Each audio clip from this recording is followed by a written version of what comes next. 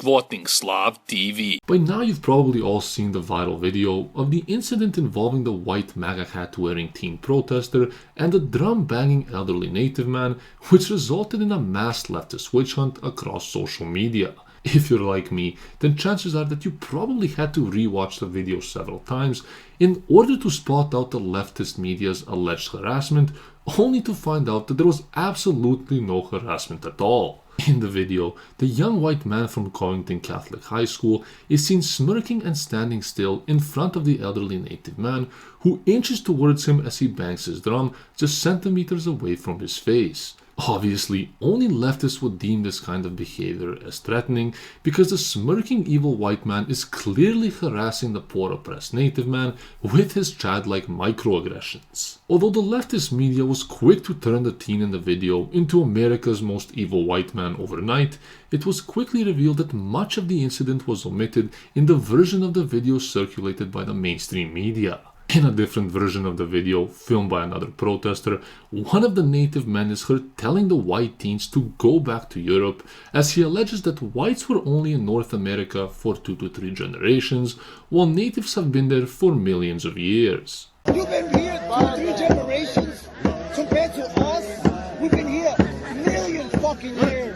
This same man then continues swearing and taunting the teens, while members of the Black Israelites group, who were also present, scream about the Greeks being homosexuals and about how Trump made out with Mayor Giuliani. The Greeks was a bunch of homosexuals. Clearly, the media ignored the real perpetrators of the confrontation because groups of native and black protesters surrounding a Christian white male doesn't make for a very good victim narrative. Following the waves of fake news, social media exploded with violent threats against the MAGA hat-wearing teen and his friends, with the tolerant left calling for death and bloodshed while attempting to dox the young man. While the majority of this mess has revolved around the evil white men and the racist face of America which they represent, very little has been said about the native man in the video, who is clearly seen instigating the incident as he bangs his drum in the teen's face. Following the fiasco, it was later revealed that the native man is a well-known activist and Vietnam War vet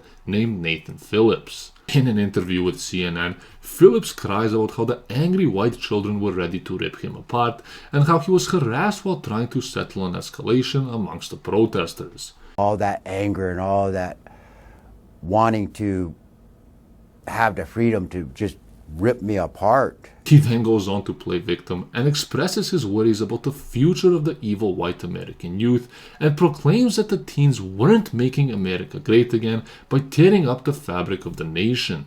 In a separate video, Phillips is even seen crying as he complains about the chance of the young white man to build the wall, which is rather strange behavior for a man who was tough enough to survive through the war in Vietnam. On top of this, it has also been revealed that Phillips has a long history of harassment claims in strikingly similar scenarios, and that this isn't the first time that he's been involved in this kind of incident. Back in 2015, Phillips also claimed that he was being harassed when he confronted a group of students dressed up as Native Americans at an American Indian theme party. Phillips, who also gained mainstream media attention at the time, claimed that the students had taunted him with racist chants and that one of the students had hit him with a can of beer before he decided to call the police. In 2017, Phillips was also heavily involved with the Standing Rock pipeline protests in South Dakota, and a quick search of his name reveals that he's also the head director of the Native Youth Leadership Alliance group.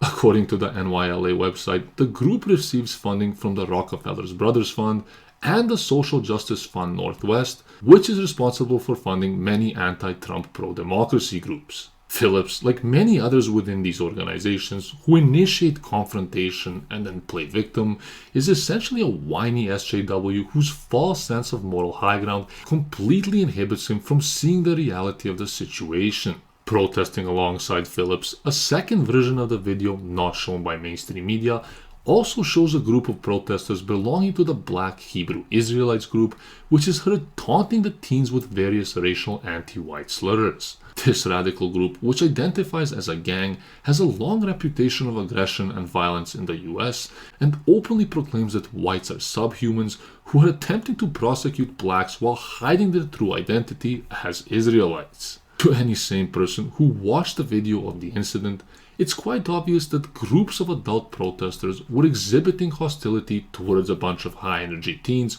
who stood around peacefully as they were being harassed and surrounded.